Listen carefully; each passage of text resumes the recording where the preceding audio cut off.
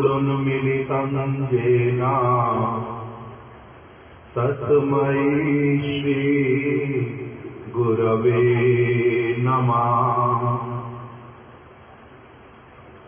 वाञ्छाकल्पतरुभ्यश्च कृपा सिन्धु व्याहेव च पतितानां पावनेभ्यो वैष्णवेभ्यो नमो नमः। यं प्रव्रजन्तं मनुपेतमपेतकृत्यं द्वैपायनो विरहकातर आजुहावा। पुत्रेति तन्मयतया सर्वो विनेदु त्वं सर्वभूत हृदयं मुनिमां नतोऽस्मि। नारायणं नमस्कृत्य नरं चैव नरोत्तमं देवीं सरस्वतीं व्यासं ततो जयमुदीरये। नष्टप्रायेषु अभद्रेषु नित्यं भागवत सेवया भगवती उत्तमा श्लोके भक्तिर्भवति नैष्ठिकी। श्रीकृष्ण चैतन्य प्रभु नित्यानंद श्री अद्वैत गदाधर शिवासादि गौर भक्त वृंद। हरे कृष्णा कृष्णा कृष्णा हरे हरे, हरे राम राम राम हरे हरे। आज श्री शुभ एकादशी तिथि, पुरुषोत्तम मास चल रहा है और अभी लगभग संपूर्ण होने को आया। एकादशी से अभी अब आएगी अमावस्या। अमावस्या वाले दिन पुरुषोत्तम मास जो है वो संपूर्ण हो जाएगा और फिर जो सावन के बचे हुए 15 दिन वो प्रारंभ हो जाएंगे। 15 दिन पहले चले गए सावन के, पूर्णिमा से अमावस्या तक, फिर पुरुषोत्तम मास प्रारंभ हो गया अमावस्या से, तो इससे अभी अमावस्या तक पूरा पुरुषोत्तम मास हो जाएगा और फिर प्रतिपदा से पूर्णिमा तक सावन के 15 और दिन। इस प्रकार से इस बार सावन जो है वो हो गया 2 महीने का। किसके कारण? बीच में पुरुषोत्तम मास आने के कारण। सावन में ब्रज में झूले पड़ते हैं। हम लोग जब से वृंदावन में जाना रहना प्रारंभ किया, प्रत्येक वर्ष ही गुरुदेव को देखा झूलन यात्रा महोत्सव को बड़ी अच्छी तरह से पालन करते हुए। बहुत सुंदर झूला पर लगना, उसमें नित्य प्रति राधा कृष्ण को उसमें झूले में बिठाना और फिर उनका आरती करना। राधे जय जय माधव दयिते, ये वाला नहीं, यही तो, राधे जय जय माधव दयिते गोकुल तरुणी मंडल महिते। राधे जय जय माधव दैसे। हमारी आरती कौन सी होती है संध्या में? जय जय राधा कृष्ण युगल मिलन, वो वाली आरती गा करके पहले तो भक्त लोग आरती गाते, गुरुदेव अपने हाथ से जब राधा कृष्ण झूले में बैठ जाते तो उनकी आरती करते थे। फिर वहीं पर ही भोग निवेदन करते, विशेष रूप में घेवर का। इसलिए सावन में उस तरह से घेवर का सभी भक्त लोग लेके आते और वही भोग लगता। उसके बाद में फिर सबसे पहले गुरुदेव झूले को झूला देते, राधा कृष्ण के झूले को, और एक एक करके फिर सारे भक्त लोग उस झूले को झूलाते। उसी में 2 कीर्तन होते थे जो हमारे कीर्तन झूलन वाले हम लोगों ने किए। एक तो राधे झूलन पधारो झुक आए बदरा, झुक आए बदरा घिर आए बदरा, राधे झूलन पधारो झुक आए बदरा। और दूसरा कीर्तन कौन सा किया था? रात झूला झूले राधा दामोदर वृंदावन में, झूला झूले राधा दामोदर वृंदावन में। इस प्रकार के कीर्तन करते हैं झूले के समय में। झूलन एक विशेष महोत्सव। पुरुषोत्तम मास के उपलक्ष्य में हमारे भक्त लोग नित्य प्रति भागवत की कथा श्रवण कीर्तन कर रहे हैं, क्योंकि हम लोगों ने पुरुषोत्तम मास का जो महात्म्य है उसको पढ़ा था। शिला भक्ति विनोद ठाकुर जी ने उसमें बतलाया कि वैष्णवों के लिए ऐसे तो श्रीमद् भागवत की कथा अर्थात श्री कृष्ण की जो कथाएं, उसको नित्यम भागवत सेवया नित्य प्रति श्रवण करना चाहिए। उसके द्वारा बता दिया था कि क्या होता है यदि कोई व्यक्ति भगवान की कथा नित्य प्रति श्रवण करता है, कीर्तन करता है, उसके द्वारा जितने भी प्रकार के अभद्र हैं वो सब नष्ट हो जाते हैं। अमंगलमय वस्तुएं, भजन में आने वाली जो बाधाएं, सब प्रकार की वस्तुएं अपने आप दूर हो जाती हैं। नष्ट प्रायेषु अभद्रेषु नित्यम भागवत सेवया, नित्य प्रति भागवत की सेवा करने से, नित्य निरंतर भागवत की सेवा करने से जो अभद्र हैं वो संपूर्ण रूप में नष्ट हो जाते हैं। नष्ट प्रायेषु अभद्रेषु नित्यम भागवत सेवया, भगवती उत्तमा श्लोके भक्तिर्भवति नैष्ठिकी। और भगवान के चरण कमलों के प्रति जो भक्ति है वो बहुत दृढ़ रूप में लगती है यदि कोई व्यक्ति ठीक ठीक भगवान की कथा को सुने। नित्यम भागवत सेवया, उसी की विधि बतलाई। उस पर भी फिर पुरुषोत्तम मास में बतलाया जो व्यक्ति नित्य नहीं कर पाता, अंततः क्या करें, जो पुरुषोत्तम मास आया उसी में फिर बैठ करके भागवत की कथा को श्रवण करेंगे। ऐसे ये सारे जीवन का कृत्य है। भागवत में पुनः पुनः इस वस्तु को बतलाया कि किम वा परैरीश्वरे, किसी और अपर वस्तु को, किसी अन्य शास्त्र को श्रवण करने की आवश्यकता ही कहाँ है। ये अपने आप में ऐसा वाला अद्भुत जो शुक मुखाद अमृत द्रव संयुक्तम, शुकदेव गोस्वामी के मुख से निकला हुआ जो अमृत, उस प्रकार के जो वचन, अमृतमय वचन,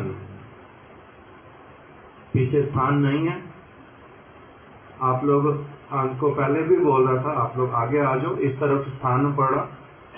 आप लोगों को परेशानी होती इस तरफ आने में ना? क्या होता है, क्यों नहीं आ सकते? इस तरफ आगे आ जाओ।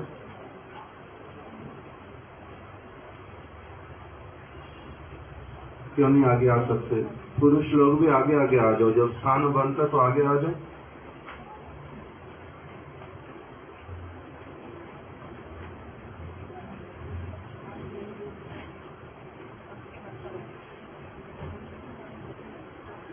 हरे कृष्णा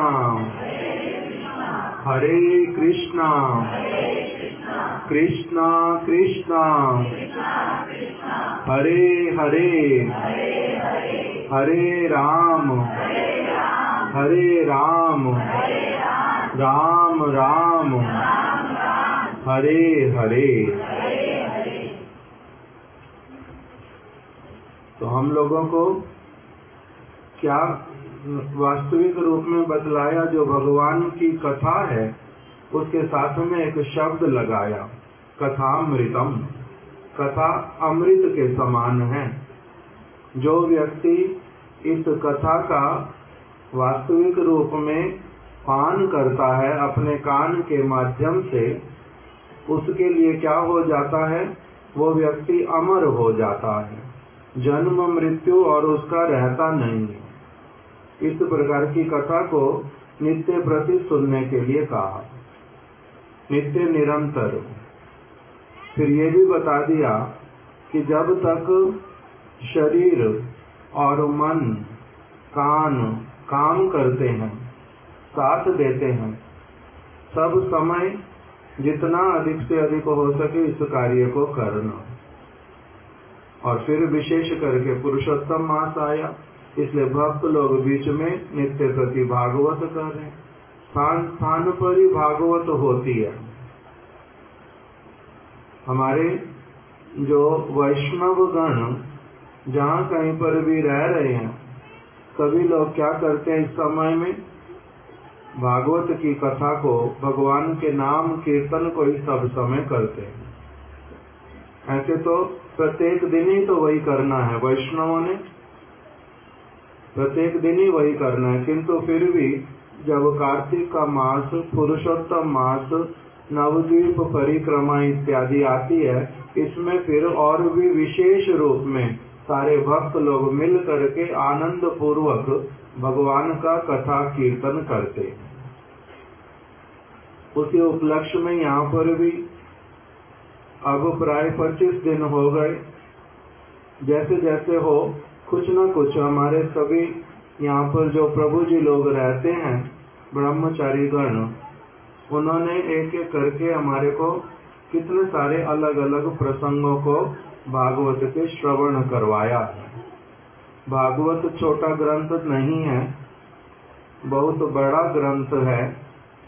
और उसमें भी फिर जो बहुत सारे प्रसंग होने पर भी विशेष विशेष शिक्षा है, स्थान स्थान पर। एक एक उपाख्यान अपने आप में लाइफ चेंज करने वाला है। बहुत सुंदर सुंदर उपदेश है, उसको किंतु ध्यान पूर्वक सुनना पड़ता है, मनन करना पड़ता है। केवल मात्र एक जैसे पढ़ गए तो पढ़ गए, सुन लिया तो सुन लिया, वैसे वाला नहीं। अगर कोई मनन पूर्वक उसको सुनता है, सुनाने वाला व्यक्ति यदि हम लोगों को वास्तविक रूप में बहुत अच्छा वाला कोई भक्त मिल जाए, भागवत का जो रसिक हो, भागवत को ठीक ठीक रूप में, ये बच्चा जो बार बार आवाज करता है, मेरी प्रार्थना क्यों नहीं उनको कमरे में महाराज जी के ले जाते, हर बार बोलना पड़ता। जो छोटा बच्चा जो शोर करेगा उनको पीछे कमरे में लेके बैठ जाओ, यहाँ पर सभी लोग डिस्टर्ब होते हैं। तो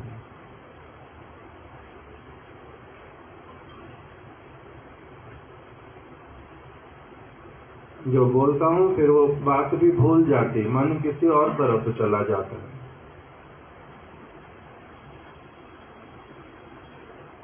भागवत की कथा सभी लोग ठीक ठीक रूप में, भागवत को पढ़ने से ही थोड़ा ना होता है कि पढ़ना हो जाता है। उसको ठीक ठीक रूप में अगर हमारे को, जैसे स्कूल में जाते हैं, विद्यालय में बच्चे को उसके अध्यापक पढ़ाते हैं। पहले तो छोटी कक्षा में जिस किसी तरह से पढ़ते हुए चलते हैं, फिर धीरे धीरे करके जब बड़ी कक्षा में आ जाते हैं, तब जो विद्या अध्ययन करना पड़ता है वो कैसे वाला करना पड़ता है? सीरियस होकर के, सिंसियर होकर के, बड़ा ध्यान दे करके। उस तरह से भागवत जो है, भागवत को बता दिया भागवत विद्या अवधि। भागवत जो है, जो पारमार्थिक विद्या भी है ना, उसमें भी सबसे श्रेष्ठ इसमें उपदेश शुकदेव गोस्वामी जी ने बड़े ही मधुर भाषा में, और उसमें जैसे समुद्र की लहरें होती हैं उसी प्रकार से अमृतमयी लहरियों को एक के बाद एक वो कहते ही गए हैं। बड़ा सुंदर उसमें जो सारा प्रसंग, उसको अगर कोई बड़े अच्छी तरह से श्रवण करे, कीर्तन करे, सौभाग्य हो जाए। श्रेष्ठ श्रेष्ठ जो महत पुरुष गण, ये उनके अनुभव की हुई वस्तुएं हैं। महापुरुष गण वेद व्यास जी, श्री नारद ऋषि, श्री सुखदेव गोस्वामी, सूत गोस्वामी, परीक्षित महाराज, इन लोगों का केवल मात्र ये मौखिक कुछ बातें बोल देना वैसे वाला नहीं है। उन्होंने अपना पूरा एनर्जी देकर के गुरु पाद पद्म के वचनों में और पवित्र चरित्र होकर के अंतःकरण पूरा जब शुद्ध हो गया, उसमें उन्होंने अपने भगवान के द्वारा कृपा करने पर भगवान की जैसी उपलब्धि की है, भगवान को जैसे अनुभव किया, प्राप्त किया, समझा, जाना, उनकी सेवा में लग गए, और उसमें जो उनका परम सौभाग्य आनंद उनको जो प्राप्त हुआ, फिर वही वाली वस्तु को, अपने अनुभव की वस्तु को उन्होंने अपने विशेष जो प्रिय जन, उनको उन्होंने वर्णन कर दिया। इसलिए उनका ये भजन करते हुए भगवान की कृपा से जो अनुभव किया हुआ विषय उन्होंने अपने बड़े ही जैसे सुहृद और स्नेह के पात्र जो उनके आश्रित जन, उनको उन्होंने श्रवण करवाया है। इसे भागवत कोई साधारण वस्तु नहीं है, भागवत बहुत बहुत श्रेष्ठ वस्तु है, बहुत श्रेष्ठ वस्तु। इसलिए उसको ठीक से समझने के लिए तो पता नहीं कितने जन्म लग जाते हैं। ये जन्म जन्मांतर ठीक ठीक रूप में पढ़ते पढ़ते समझ में, हृदय में बैठ जाने वाली वस्तु है। इसलिए उसका कुछ कुछ पाठ, क्योंकि सारा पाठ 1 मास 7 दिन, 1 मास 2 मास इत्यादि में होता नहीं है, उस तरह से नहीं हो पाता। किंतु ठीक ठीक रूप में जब पढ़ते हैं तब उसका शिक्षा समझ आने लगता है, समझ आने लग जाता है। इसलिए उसी भावना के साथ में कि गुरु पाद पद्म का कृपा हो, भागवत के कुछ वचन ही कान में कम से कम पढ़ने प्रारंभ हो और कुछ कुछ हृदय में बात पता चले भागवत की, इसी उद्देश्य से हम लोगों ने भागवत प्रारंभ किया। हम लोग सिंसियर होकर के कर पाए, भागवत कृपा करें ताकि हम लोग सब समय फिर कर पाए। ये थोड़ा ना कि केवल 1 महीना अभी करेंगे, 5 दिन और रहे, उसके बाद भागवत अलमारी में बंद है मेरी सब समय के लिए, सालों साल भी खुलेगी नहीं, फिर ऐसे वाला नहीं। उल्टा गुरु जी से, भगवान से प्रार्थना ही करते हैं कि सब समय हम इसको श्रवण कीर्तन कर पाए, इसके बिना हमारा दिन व्यतीत ना हो कोई भी। नहीं तो ऐसे वाले दिन जो भगवान की कथा कीर्तन सुने बिना चले जाते हैं, उसको कहते हैं दुर्दिन। अर्थात दुर्भाग्यपूर्ण दिन, खराब दिन, जिस दिन वास्तविक रूप में भगवान की कथा सुनने के लिए ना मिले, उसको कहते हैं दुर्दिन। इसलिए नित्य प्रति ये सौभाग्य हमारा होता रहे, यही कामना होनी चाहिए। पुरुषोत्तम मास में संसार के लोगों के लिए कोई विवाह इत्यादि, किसी के घर का जो गृह प्रवेश अथवा कोई और क्रिया, ये सब नहीं होती, तो इसलिए उसमें अच्छा सुयोग मिलता है उल्टा, कि और कोई झंझट नहीं है, ना किसी का विवाह होना इस समय, ना कुछ। नहीं तो कथा होती है, कार्तिक की कथा होती है, उस समय भी लोग बोलते हैं प्रभु जी क्या करें, विवाह बहुत सारे हैं, इसलिए कथा कार्तिक में होने पर भी सुन नहीं पाते। आता ना ऐसे वाला असुविधा, किंतु पुरुषोत्तम मास में वो असुविधा भी नहीं आती। हम लोग बाकी समय में बड़ी सारी वैष्णवों की तिथियां आती हैं, उनका पालन करते हैं, किंतु इस पुरुषोत्तम मास में उस प्रकार का कोई तिथि भी नहीं आता। इसलिए सुष्ठु रूप में एक प्रवाह में कथा को श्रवण कर सकते हैं, वो एक अवसर आता है। हमारे गुरुदेव बोलते थे पुरुषोत्तम किसको कहते हैं, पुरुषोत्तम मास तो है, पुरुषोत्तम किसको कहते हैं। पहले बताते थे पुरुष किसको कहते हैं, बोलते हैं पुरुष हैं दो तरह के, भगवद गीता में भगवान ने बता दिया, क्षर और अक्षर, दो प्रकार के पुरुष बतलाए। फिर तीसरा बताया पुरुषोत्तम। पुरुषोत्तम तो हो गए भगवान श्री कृष्ण, और जो पुरुष हैं वो दो, एक क्षर और एक अक्षर। क्षर का मतलब होता है जो नाशवान, और अक्षर का अर्थ होता है जो नाश जिसका कभी भी नहीं होता। बद्ध जीव हम लोग हैं, हम लोगों को बोलते हैं क्षर जीव, बार बार अपनी स्थिति से नीचे ऊपर इधर उधर घूमते ही रहते हैं, हम लोगों को कहते हैं क्षर जीव। और जो भगवान के नित्य सिद्ध परिकर, जो सब समय उनकी सेवा में ही लगे रहते हैं, वो उसके अतिरिक्त और कभी संसार में नहीं पड़ते, उनको कहते हैं ये अक्षर हैं। किंतु भगवान जो है वो सभी के आराध्य हैं, इसलिए उनको कहते हैं पुरुषोत्तम। उनकी आराधना करने की विधि सब अवस्था में। हम लोगों ने भागवत के अंतर्गत क्या सुना कि किस प्रकार से कलयुग कब प्रवेश किया, कलयुग ने इस धरा धाम पे कब प्रवेश किया था। भागवत के अंतर्गत हमने सुना कि जिस दिन भगवान श्री कृष्ण ने इस धरा धाम से अपनी अदृश्य अप्रकट लीला की, उसी क्षण उसी मुहूर्त में ही कलयुग का जो है आगमन हुआ।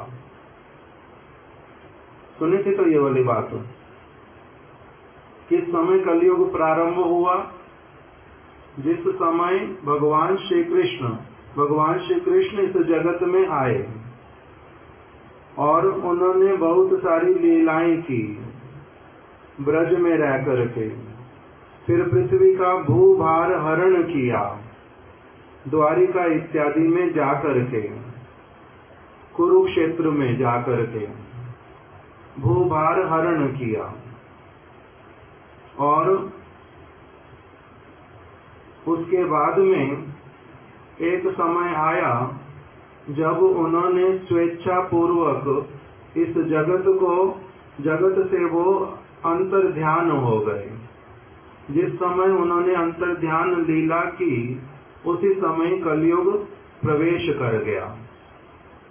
फिर उसके बाद में बतलाया था कि परीक्षित महाराज जी ने उसको देखा साक्षात रूप में, कली को। प्रवेश तो पहले कर गया था, किंतु परीक्षित महाराज जी ने कुछ समय के बाद में उनको देखा था, उनका विकराल स्वरूप। उनके ऊपर शासन करने के लिए भी गए, कि मैं तुम्हारे को जीवित नहीं रखूंगा। उसके विषय में भी हमने श्रवण किया, कैसे फिर वो शरणागत हो गए कली, और उन्होंने भगवान को परीक्षित महाराज जी को प्रार्थना की कि ये तो समय का फेर है, भगवान की इच्छा से ही जैसे सर्दी गर्मी, कभी वर्षा,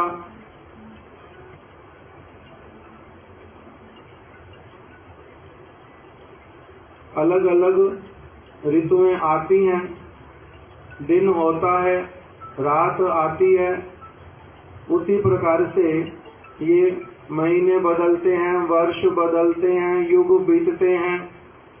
ये तो अवश्यम भावी है, ये जैसे होता है उसी प्रकार से अब मेरा भी आगमन हुआ है, मेरा समय है, कलयुग ने कहा, इसीलिए आपको मेरे को स्थान तो देना पड़ेगा। तब फिर परीक्षित महाराज जी ने जब देखा वो शरणागत हुए हैं, तब फिर उनको स्थान प्रदान किया था। कोई फोन पे भी बात करते बिल्कुल पास बैठ के, कोई बच्चों के साथ में बात करते, कथा कहाँ सुनने देंगे भागवत की। और उसके ऊपर मैं स्वयं ही अपना चंचल मति वाला, थोड़ा सा कुछ होने से ही दिमाग काम ही नहीं करता, स्थिर बुद्धि वाला नहीं हूँ। जैसे हमारे महाराज जी थे शिला भक्ति विज्ञान भारती गोस्वामी महाराज, उनके कान के पास में मृदंग बजाते रहो, जो करना करते रहो, उन्होंने जो बोलना वो बोलते रहेंगे। हम लोग वैसे वाले भी हो नहीं पाते। अभी कथा में बैठ करके, मंदिर में बैठ करके, फोन किंतु थोड़ी देर भी छोड़ा नहीं जाता। फोन अभी सबका बन गया प्राण, प्राण से भी बड़ा, उस प्रकार का हो गया सबके लिए। ऐसा वाला कलयुग है। एक मिनट भी उसके बिना सब लोगों को लगता जैसे मेरे प्राण निकल जाएंगे अगर फोन नहीं है तो, ऐसे वाला हो गया।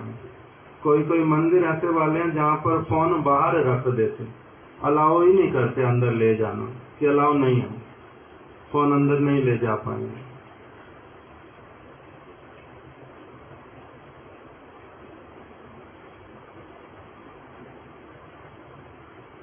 परीक्षित महाराज जी का प्रसंग भागवत में जहाँ पर बतलाया,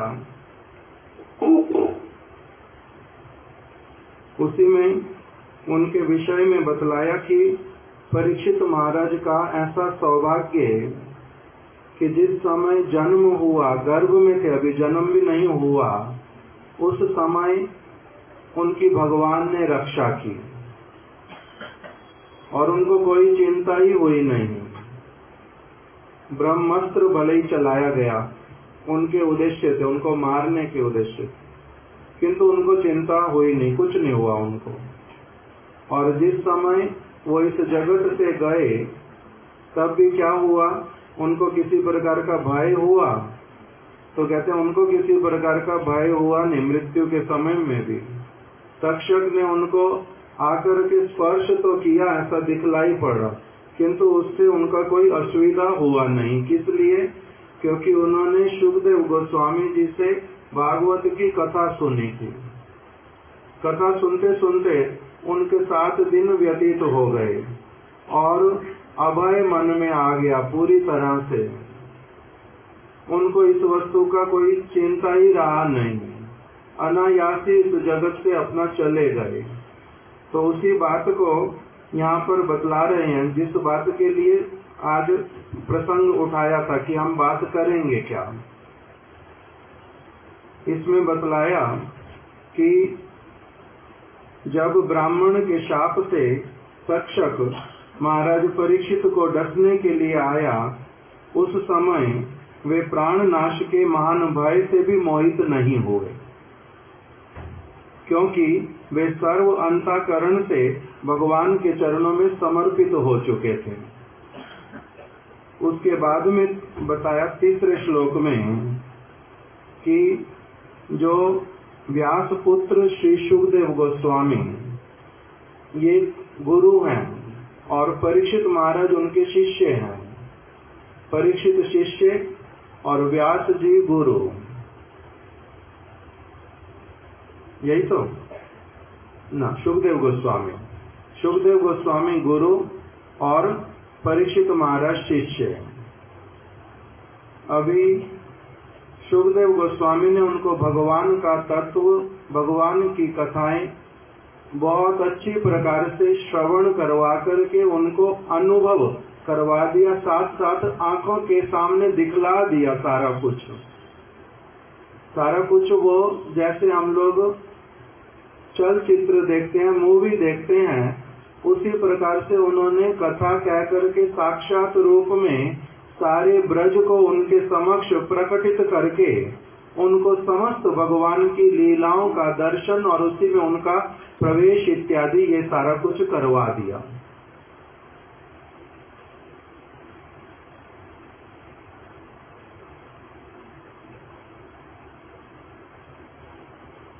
उससे उनकी कोई जागतिक आसक्ति रही ही नहीं, सारा कुछ हट गया और गंगा के तट पर ही उन्होंने अपने शरीर का परित्याग किया। अभी जिस स्थान को शुकर ताल कहते हैं, वहीं पर भागवत की कथा भी सुनी। सुखदेव गोस्वामी जी भी आए, व्यासदेव इत्यादि भी आए, बहुत सारे ऋषि मुनि सबने कथा का श्रवण किया। 7वें दिन सुखदेव गोस्वामी जी तो वहां से थोड़ी देर पहले चले गए। परीक्षित महाराज जी ने वो वाला समय जो है अपनी माता जी को कथा सुनाते सुनाते व्यतीत किया, थोड़ा सा समय जो बचा था, और फिर वहीं गंगा के तट पर ही उन्होंने अपने इस शरीर को परित्याग कर दिया। उसके बाद में जो बात बतलाई सूत गोस्वामी जी ने, 9 उत्तमा श्लोक वार्ता नाम जुषताम तत् कथामृतम स्यात् संभ्रमो अंत काले अपि स्मरताम तत् पदाम्बुजम। ये वाला बहुत विशेष श्लोक एक बतलाया कि जब सुखदेव परीक्षित महाराज जी ने तो अपना देह त्याग दिया, उसके लिए कह रहे महाराज परीक्षित अपने अंतिम समय में भी श्री हरि का स्मरण कर रहे थे। उनका हरि का स्मरण जो है एक मुहूर्त के लिए भी मन से गया ही नहीं, एक मुहूर्त के लिए भी मन से गया नहीं। कह रहे इसमें किसी प्रकार का भी आश्चर्य नहीं है। इसमें क्या आश्चर्य की बात, जो लोग उत्तम श्लोक भगवान की लीला कथाओं में निरंतर डूबे रहते हैं, अर्थात जो सदैव भगवान की कथा रूपी अमृत का पान करते हैं और उनके चरण कमलों का स्मरण करते हैं, मृत्यु के समय भी उनकी बुद्धि भ्रमित नहीं होती है। कफ, वात, पित्त इत्यादि उनको कोई असुविधा नहीं दे पाता। शरीर का जो कुछ होता रहता उनका किंतु उसके साथ में कोई संबंध नहीं होकर के पूर्ण रूप में आत्म तत्व के साथ वो भगवान में ही लगे रहते। क्या इसमें कोई आश्चर्य की बात नहीं है। इसलिए इस श्लोक की टीका में बतला दिया श्रीला विश्वनाथ चक्रवर्ती ठाकुर ने ठीक रूप में कि वास्तविक रूप में भगवान की कथा को श्रवण करने का, निरंतर श्रवण करने का ये एक बहुत महत्व फल है। मृत्यु जैसी अवस्था आने पर भी चित्त जो है वो किसी भी प्रकार से इधर उधर नहीं जाता, भगवान में ही पूरी तरह से लग जाता है। जैसा हमने पहले सुना कि नष्ट प्रायेषु अभद्रेषु नित्यं भागवत सेवया भगवती उत्तमा श्लोके भक्तिर्भवति नैष्ठिकी। भगवान में दृढ़ मति लग जाती है, भगवान के चरण कमल कभी विस्मृत ही होते नहीं है, और जो कुछ है वो होता रहता। वो कैसे वाला होता है, जैसे सांप और सांप की कैंचुली, सांप की कैंचुली ऊपर जो है उसकी स्किन वो थोड़ी थोड़ी करके छूटती भी रहती, पूरी तरह से सांप उस कैंचुली को छोड़ के निकल भी जाता, किंतु उसको कोई अपने आप में पीड़ा, कोई असुविधा कुछ भी नहीं होता। जैसे कैंचुली से सांप पूरा का पूरा बिल्कुल वैसा निकल जाता है, कैचुली कैसी दिखाई देती है, पूरी छूट गई और वो उसमें से निकल गया। उसी प्रकार से परीक्षित महाराज और इसमें बतला दिया कि जो भी कोई व्यक्ति क्यों ना हो, परीक्षित महाराज जी का इस प्रकार से लीला करके दिखलाया क्यों गया। कह रहे साधारण सभी लोगों को यही संदेश देने के लिए कि यदि आप नित्य निरंतर भगवान की जो कथा शुक मुखाद अमृत द्रव संयुक्तम, अगर इसका पान करते रहेंगे तब फिर क्या होगा। परीक्षित महाराज जी की भांति जिस समय इस देह को त्याग करने का समय आएगा, उसमें बिना विचलित हुए मन पूरी तरह से भगवान में, सांप जैसे कैचुली छोड़ के जाता, उसी तरह से तुम भी अपना शरीर छोड़ करके भगवान के चरण कमलों में उपस्थित हो जाओगे। इस प्रकार का इस श्लोक में जो है एक आशीर्वाद दिया, आशीर्वाद प्रदान किया। इसका शिला प्रभुपाद जी ने एक विशेष टीका भी उसके आगे कर दिया। क्या लिख दिया कि उत्तम श्लोक जो भगवान उनकी हरि कथा को, उस हरि कथा का पान तो करना है, उसके द्वारा ये फल आएगा ही आएगा, किंतु उसके लिए बीच में एक बात बोल दी कि श्री हरि की कथामृत का 3 वृत्ति लेकर के श्रवण करना पड़ता है, तभी ये वाला फल दिखलाई देता है। परीक्षित महाराज जी ने 3 चीजें की थी। कथा केवल बैठ करके सुनी नहीं थी। कैसे कथा सुनी थी, उसके लिए प्रभुपाद जी ने भगवान कृष्ण के वचन भगवद गीता से बता दिए। तद विद्धि प्रणिपातेन परिप्रश्नेन सेवया, आगे उपदेक्षन्ति ते ज्ञानम ज्ञानिनः तत्वदर्शिना। भगवान श्री कृष्ण ने कहा अर्जुन को कि जो व्यक्ति कुछ गुरु से ग्रहण करना चाहता है, उसको गुरु के निकट में किस भावना के साथ में बैठना चाहिए।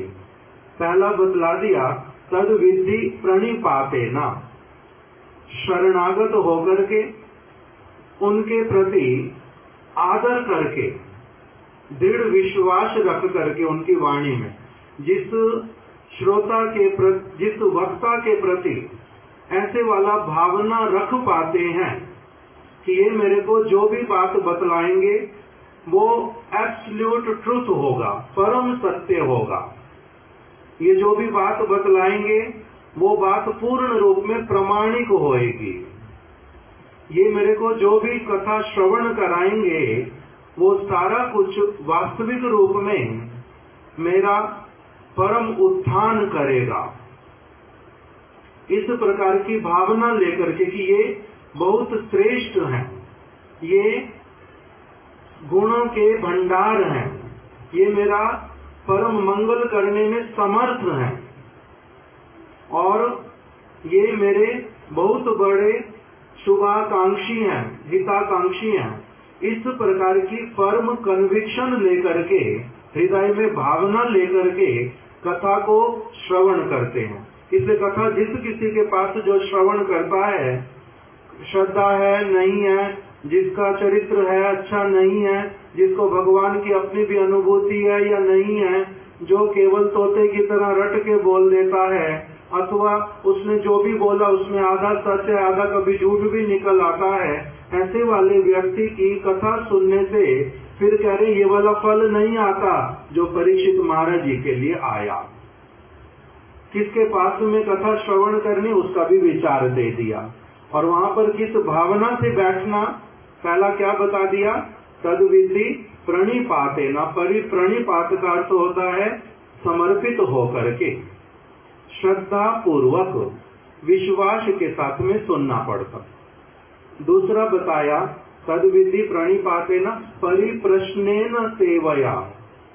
बीच में अगर कोई बात समझ नहीं आ रही तब निसंकोच होकर के उनसे क्या कर सकते हैं, परिप्रश्न कर सकते हैं, पूछ सकते हैं मेरे को ये वाली बात समझ नहीं आई, आप मेरे को ठीक से समझा दो। परीक्षित महाराज जी सुखदेव गोस्वामी के चरण कमलों में पूर्ण रूप में समर्पित हुए थे, प्रणिपात किया था। दूसरा, उन्होंने बीच बीच में जहां पर भी कोई चीज नहीं समझ आ रही थी उसके लिए प्रश्न किया था। प्रश्न कौन कर सकता है बीच में? जो ध्यान से सुनता है, जो वस्तु को समझने के लिए चेष्टा करता है। उसका फिर बीच बीच में होता है कि जो चीज नहीं समझ आई फिर से कहते हैं, गुरुदेव इस बात को मेरे को फिर से समझा दो, मेरे को ये वाली बात समझ नहीं आई। जैसे परीक्षित महाराज जी ने प्रश्न तो बड़े सारे किए, एक प्रश्न किया सुखदेव गोस्वामी से कि श्री कृष्ण परम पुरुष हैं, भगवान हैं, फिर भगवान होकर के भी उन्होंने जो साधारण व्यक्तियों को भी काम करने मना, वही वाले बहुत सारे काम उन्होंने क्यों किए?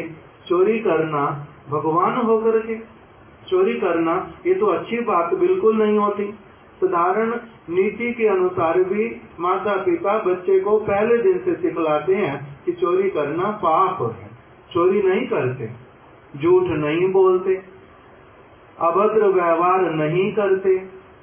तो भगवान होकर के भी मेरे को ये तो विश्वास हुआ आपकी बातें सुनते सुनते कि श्री कृष्ण परम पुरुष हैं। उन्होंने अनेक ऐसी लीलाएं की जो कोई साधारण मनुष्य कर ही नहीं सकता। 6 दिन के बालक कालिया और पूतना का वध कर दिया, कालिया के ऊपर नृत्य किया, गिरिराज गोवर्धन को धारण कर लिया, कंस को केवल हाथ लगा करके ही कंस का वध कर दिया, विश्व रूप अपना उन्होंने दर्शन कराया अर्जुन को, अपने मुख में माता यशोदा को ब्रह्मांड दिखा दिया पूरा, वरुण लोक में चले गए और नंद बाबा को वहां से छुड़ा करके ले आए, ब्रह्मा जी को उन्होंने अपने सारे गोपाल बालों का चतुर्भुज स्वरूप दर्शन करा दिया। ये सारी तो अलौकिक लीलाएं साधारण मनुष्य तो नहीं कर सकता। ये मेरे को तो समझ आ रहा है कि ये भगवान है, किंतु फिर भगवान होकर के भी ऐसे वाले कार्य उन्होंने क्यों किए? हे गुरुदेव, हे सुखदेव गोस्वामी, मेरे को थोड़ा सा इस विषय में भी बतला दो। तब सुखदेव गोस्वामी ने उनको एक एक करके समझाया कि ये भगवान जो हैं केवल मात्र ये जो सारे कार्य करते हैं वो किसके साथ में कर रहे हैं?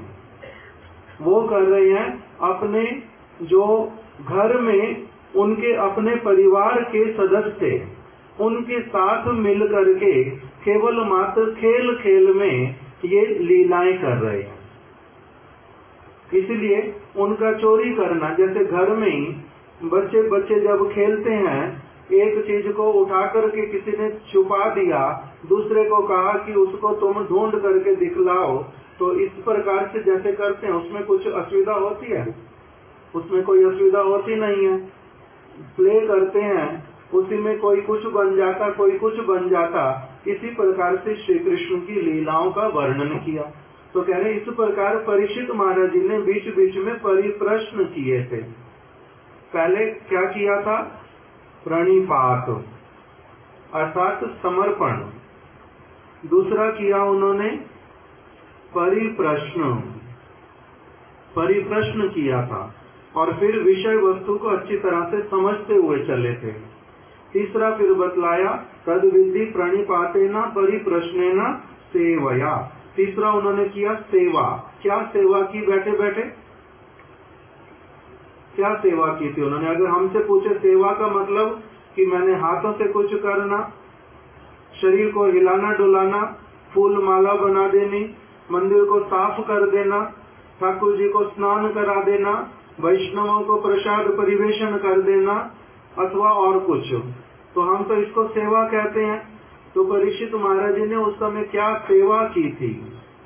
उन्होंने अपना हृदय जो है वो सुखदेव गोस्वामी को दे दिया था, अपने कानों को सुखदेव गोस्वामी को दे दिया था। उन्होंने जो दिखलाया था उसी को देखने के लिए इच्छा की थी। यही उनकी सेवा बनी बहुत बड़ी।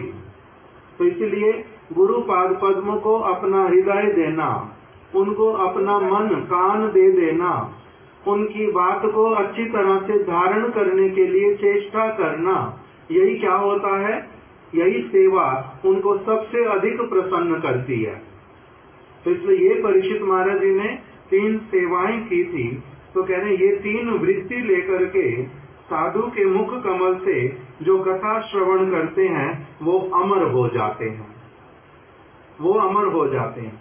उनकी कौन कौन सी अवस्था आई, उसके लिए श्रील प्रभुपाद जी ने बोला, सुखदेव परीक्षित महाराज जी की पहली जो दशा आई उसका नाम श्रवण दशा, अर्थात उनके कान ठीक ठीक रूप में प्रस्तुत हो गए, ललायित हो उठे, उत्साहित हो उठे, मेरे को और सुना दो, मेरे को भली प्रकार से सुना दो। इस प्रकार से आनंद पूर्वक, उत्साह पूर्वक उन्होंने पुनः पुनः क्या किया, भगवान की कथा को सुनते सुनते तृप्त ही नहीं हुए, और सुना दो और मेरे को बतला दो, इस प्रकार से प्रसंग उठाए। पहला बताया उनकी श्रवण दशा, इसको कहते हैं श्रवण दशा। जब एक व्यक्ति अपने अंतर हृदय से बड़ी अच्छी तरह से प्रस्तुत हो जाए कि मेरे को ठीक ठीक रूप में सारा कुछ सुनना है, ये कितनी आनंदमय वस्तु है, कितना इसमें विस्तार है, क्या क्या जानने के लिए है इसमें, मेरे को बहुत अच्छी तरह से इसको सुनना है। इस दशा को क्या बोलते हैं, श्रवण दशा। ये सुखदेव गोस्वामी ने उनको प्रस्तुत किया इस तरह से, जैसे एक छोटे बच्चे को पहले प्रिपेयर करते हैं, इंस्पायर करते हैं कि वो अपने आप से बोले कि मेरे को इस चीज को करना है।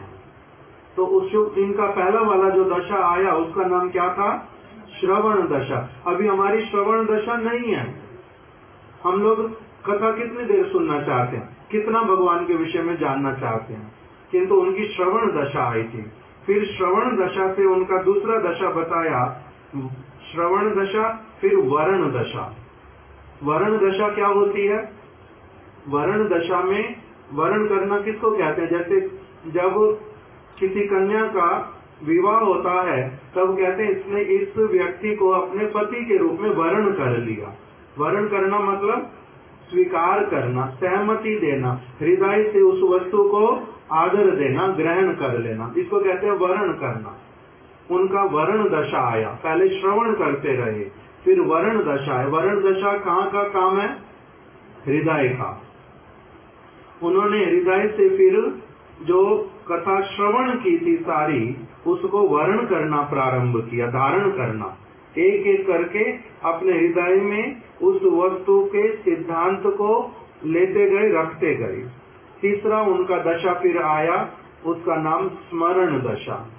अब भगवान उनके चित्त से एक मुहूर्त के लिए भी जाते ही नहीं, भगवान का नाम भी जाता नहीं, नित्य निरंतर उनका केवल मात्र उसी वस्तु में प्रवेश और उसी के साथ में जीवन, उसी के साथ में कभी हंसना, उसी के साथ में कभी रोना, उसी के साथ में कभी एकदम से आनंदित होकर के नृत्य करने लगना, कभी गान करने लगना।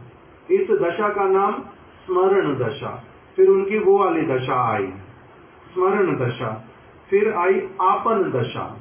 आपन दशा का अर्थ होता है कि उनको अपनी आत्मा का जो स्वरूप वो पूर्ण रूप में दर्शन हो गया। आत्मा का स्वरूप दर्शन क्या होता है, हम सबकी अपनी जो आत्मा है उसका आंख, नाक, कान, मुख सब कुछ है, हृदय, उसी में उस प्रत्येक अजीव आत्मा का अपना एक नित्य नाम है, जो भगवान ने उसको बनाते समय सबसे पहले जब जीव एग्जिस्टेंस में आया उसको वो नाम दिया था, उसका नित्य नाम है, नित्य सिद्ध नाम। कीर्तन क्या है,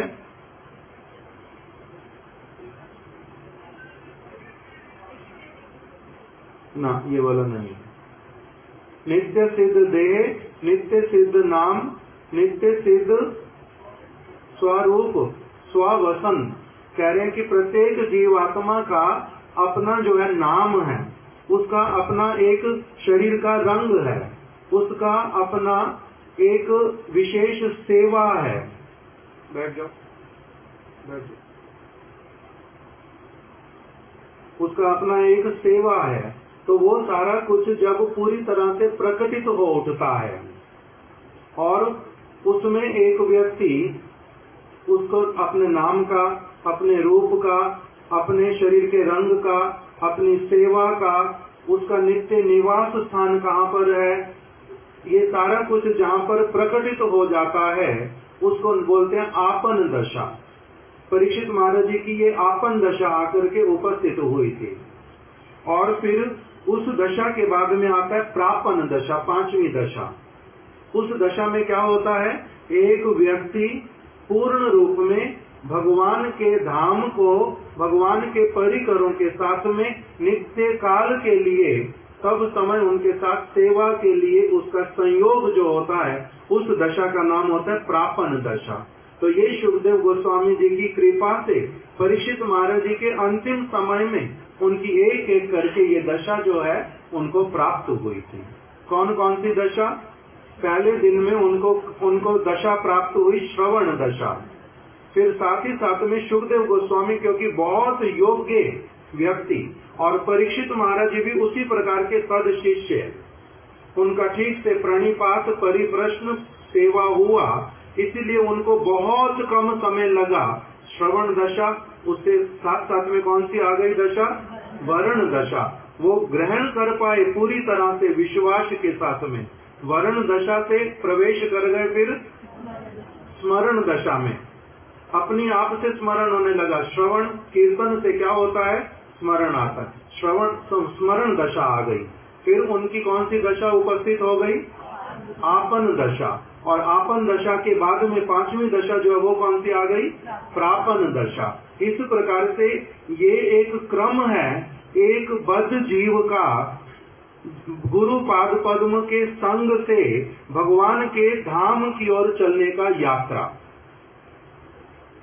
जगत की आसक्तियों से, स्थूल शरीर सूक्ष्म शरीर से अलग हट करके आत्मा का जो एक यात्रा, हमारे गुरुदेव का एक ग्रंथ है the journey of the soul, आत्मा की यात्रा है, वो इस प्रकार से साधु संग में आकर के भगवान के धाम की ओर मुड़ जाती है। पहले पता नहीं कहाँ कहाँ किसका क्या क्या दिशा होता है, कहाँ कहाँ जा रहे होते हैं, यात्रा बड़ी अलग अलग चल रही होती है, किंतु किसी सदगुरु का विशेष कृपा प्राप्त होने से आत्मा का जो यात्रा है वो फिर और सभी पथों को छोड़ करके भगवान के धाम की ओर यात्रा प्रारंभ होती है। उसी में सबसे पहले क्या दशा गुरुदेव ला देते हैं? श्रवण दशा। फिर श्रवण दशा से वर्ण दशा, वर्ण दशा से स्मरण दशा, स्मरण से आपन दशा, और आपन से फिर प्रापन दशा। ये परीक्षित महाराज जी के जीवन में दिखलाया।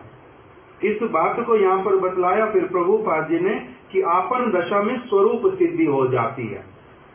अपना स्वरूप पूरी तरह से निखर करके बड़े स्पष्ट रूप में एक व्यक्ति को सब प्रकार का दर्शन अनुभव कराता है। और फिर ऐसे वाले जो भक्त, इनको ही कहते हैं, ये कौन है? अब ये परमहंस हैं। ये इस जगत में दिखलाई दे रहे हैं, किंतु दिखाई देने पर भी ये इस जगत में है ही नहीं। जैसे कमल कीचड़ के भीतर में रहता, किंतु कीचड़ से उसका कोई संबंध नहीं।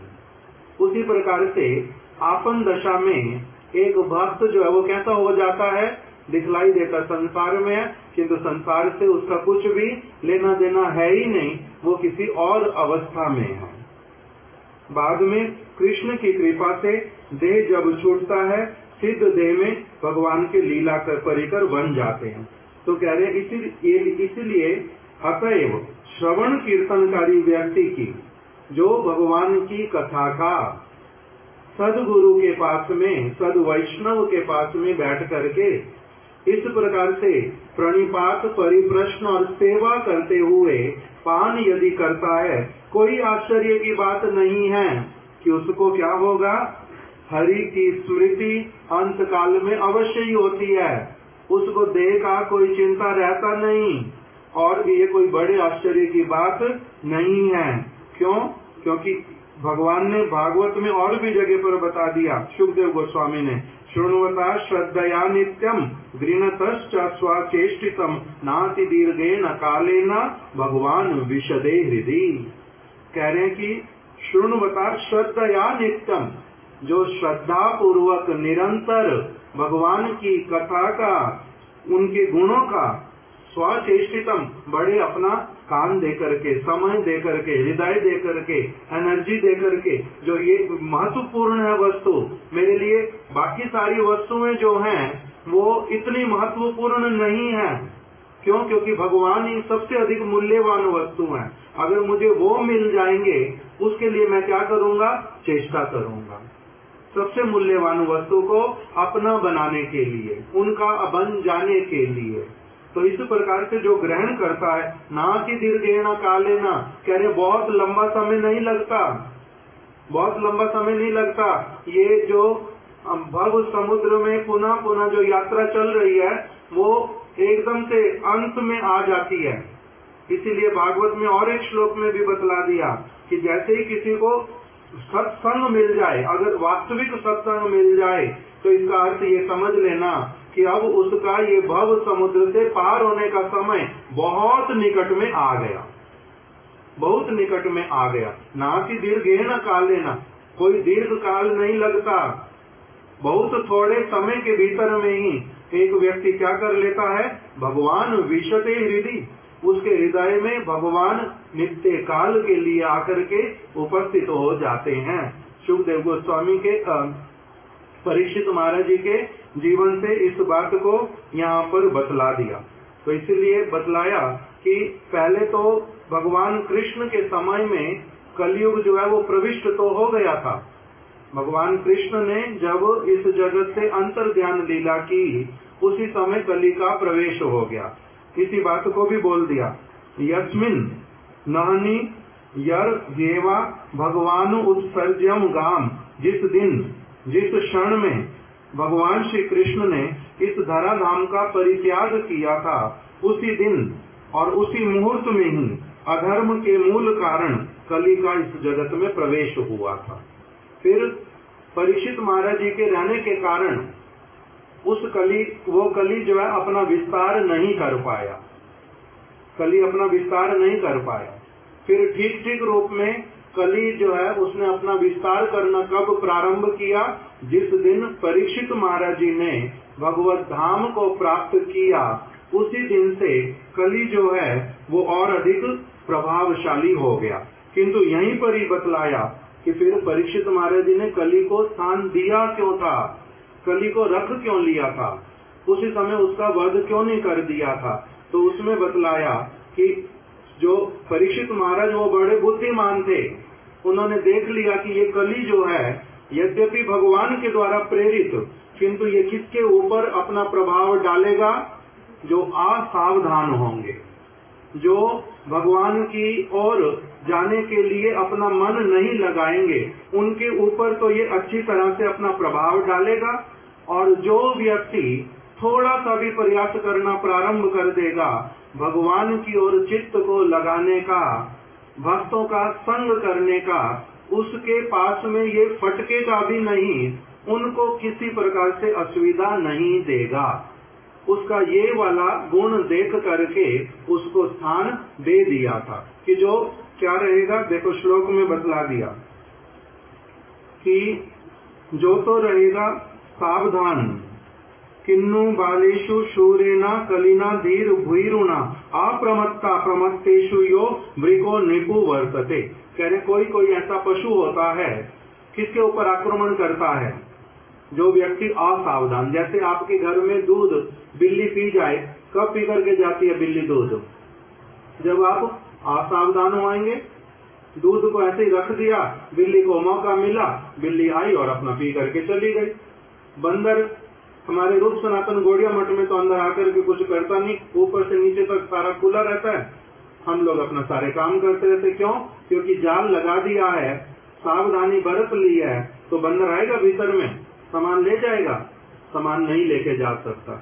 तो इसी प्रकार से परीक्षित महाराज जी ने ये देखा अच्छी तरह से कि ये जो व्यक्ति अप्रमत्त होंगे, अर्थात जो सावधान होंगे, जो व्यक्ति किसी भी प्रकार से असावधानी नहीं बरतेंगे, ये कलयुग उनका कुछ भी नहीं बिगाड़ पाएगा। इसीलिए उन्होंने इसको प्रवेश दिया था। तो अंत में यहाँ पर आके बतला दिया, धीर विवेकी जो भक्त हैं, कली उनसे भयभीत रहता है। एक तरफ लोग कली से भयभीत होंगे और दूसरी तरफ कली भी भयभीत होता है। वृंदावन में जाओ, अपने हाथ में सोटी ले लो, सिर्फ दिखाने वाली सोटी, बिल्कुल छोटी सी भी क्यों ना हो, बंदर आपके पास फटकेगा ही नहीं। देखा कभी ऐसा? बंदर अगर आ रहा हो, आपके हाथ में कुछ भी ना हो, आप केवल झुक जाओ ऐसे दिखलाने के लिए कि पत्थर उठा रहे हो और उसको मारोगे, वो उसी में चला जाएगा। जो उससे डरेगा उसको बहुत अधिक डराता, जो उसको थोड़ा सा डरा सकता उससे वो बहुत अधिक डरता है। बंदर भी ऐसा होता है।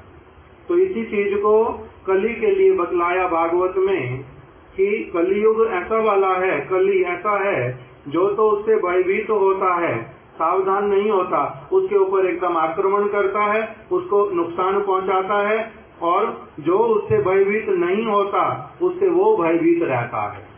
तो इसलिए कह रहे हैं ये वाला कब हो जाता है? जब एक व्यक्ति भक्त का संग करेगा, भक्त हो जाएगा, स्वयं भक्त बन जाएगा, तब उसका कोई भय रहता नहीं।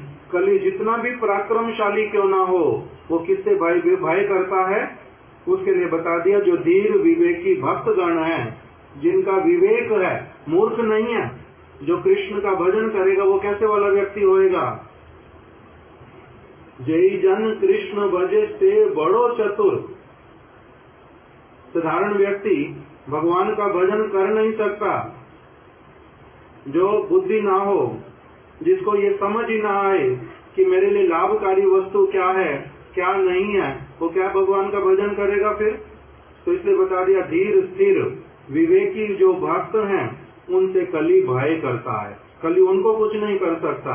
इस प्रकार से ये भागवत में बतलाया कि इसीलिए जो व्यक्ति कली के भय से भयभीत नहीं होना चाहता, जो व्यक्ति वास्तविक रूप में अमर होना चाहता, जो व्यक्ति भगवान के चरण कमलों को नित्य काल के लिए प्राप्त करना चाहता, उसको क्या करना चाहिए? क्या करना चाहिए? सुखदेव गोस्वामी जी से भागवत की कथा को सुनना चाहिए, जो वो सुना रहे हैं। परीक्षित महाराज जैसा बनना चाहिए, तब फिर क्या होगा? इस प्रकार का कोई भी भय नहीं रहेगा। श्रीमद् भागवतम की जय, श्री परीक्षित महाराज जी की जय, श्री सुखदेव गोस्वामी की जय। गोवर्धनधरं वंदे गोपालं गोपुरूपिणं गोकुलो उत्सवईशानं गोविंदं गोपिका प्रियम। सभी लोग अच्छे से बोलो, जोर से बोलना। गोवर्धनधरं वंदे गोपालं गोपुरूपिणं गोकुलो उत्सवम् ईशानं